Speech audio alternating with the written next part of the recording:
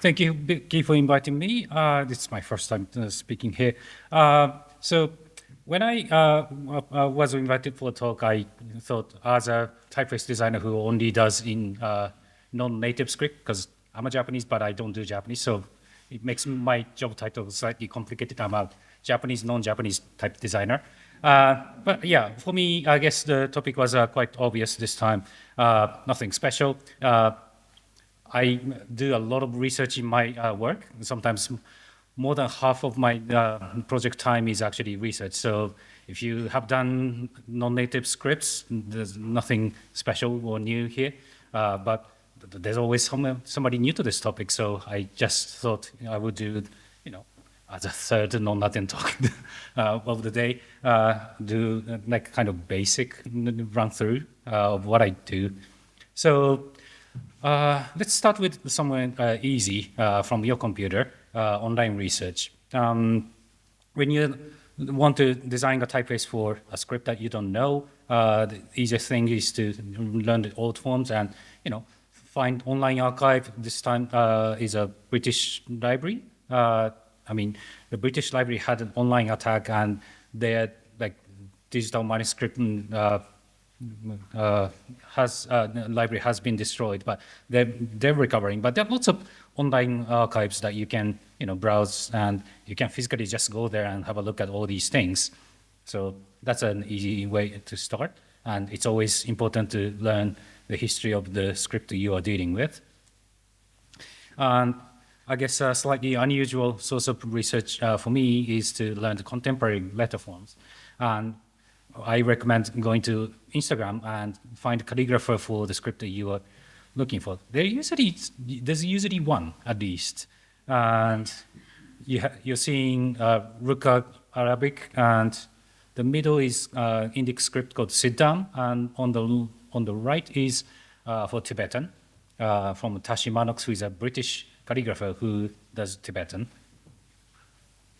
And if you, again, want to see more of what people read every day, this is a fantastic website from a website called Freedom Forum, which is formerly a museum, which is a museum of newspapers in United States. But nowadays they're called Freedom Forum. And they have a section of a website that has all the front pages of today from all around the world. Not every newspaper, but good representation.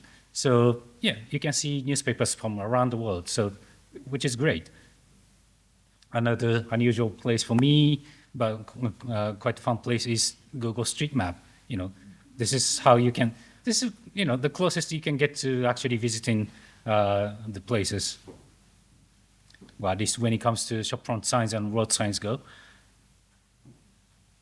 And another for me is eBay. Sometimes you can just buy manuscripts. I hope they're coming from not from National Archive or anything. But yeah, at least for when I was doing research on Tibetan or Mongolian, these manuscripts are quite affordable. So I have a few copies like this. Oh, they're not copies; they're not printed. So yeah, that's just quick, places where I look at on the internet. There are lots of other places, of course. And when it comes to physical research, of course, this is not really looking, but you can't really avoid reading as well. So these are all Japanese resource on a Siddham script that I was doing for Noto-san's Siddham. Once you read, of course, in my opinion, you should practice handwriting and calligraphy to really get the hang of it. This was me practicing Nastaliq calligraphy, because there was a Nastaliq calligraphy class in London, so I attended one, which is another thing. If you can find a calligraphy class or just some specialist, you should always seek for mentorship. And it doesn't matter if you cannot find a calligraphy class for the script that you're looking for. Just attend something. You might find something interesting, new. So yeah, find always somebody who knows this kind of stuff, like graphic designer, typeface designer, calligrapher, doesn't matter. Find a specialist. But nothing really beats actually being there, And I have two stories. Starting with Egypt. In 2016, I've been to Cairo for the first time, and I saw lots of this kind of lettering style. It's called Ruka. It's one of the major Arabic writing styles, and it's one of the most common handwritten styles. And it has like a slanted baseline, which makes it quite difficult to replicate in digital fonts. So this is another one. And in film posters, because Egypt had a big film industry, there are lots of really nice looking film posters using Ruka style.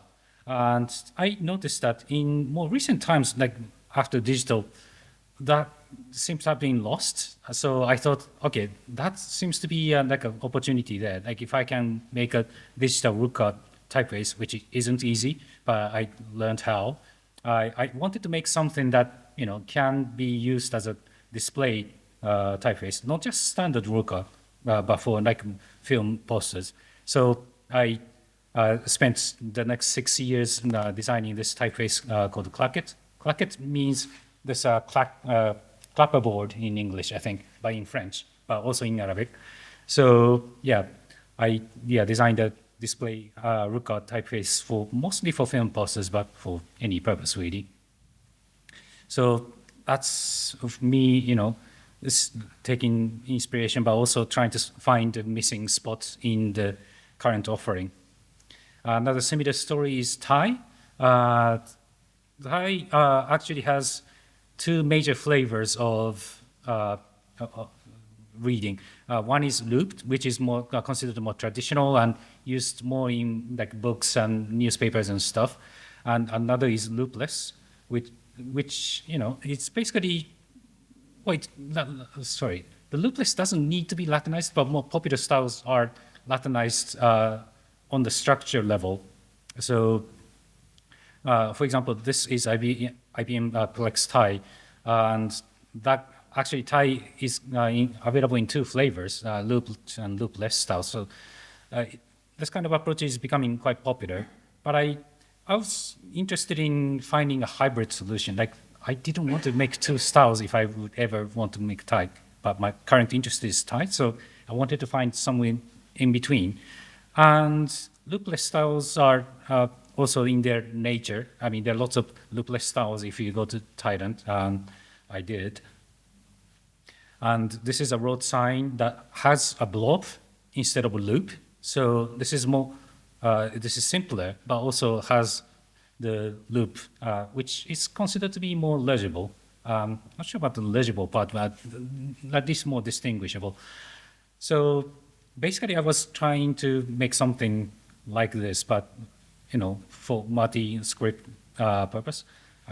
More examples of blob styles. So the Thai blob styles are usually, like this for practical reasons. Like the loop with a hole in the middle might be difficult in these situations. But I looked at current offerings in digital typefaces, but those blob styles are kind of missing from modern approaches. So I wanted to make something. So this is a work in progress typeface that I'm making. I wanted to make basically like a road sign typeface, but actually for reading or display purpose. So I designed it, I'm designing Thai first, then Latin second. So Latin has like a similar kind of feature. So I wanted to make the Latin and Thai make sense for each other. So yeah, I mean, for Thai native or type specialist, these letter forms might be hideous, but that comes later. I'm just throwing ideas now.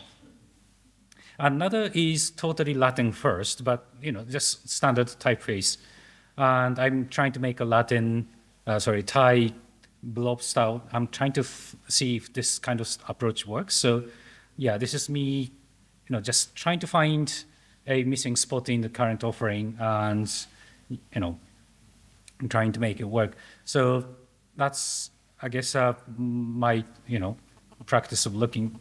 There are lots of ways you can interpret this, but my point is, the art of looking is about being curious and being observant. Because if you go to places like Thailand and whatever, you can just be a tourist and make nothing.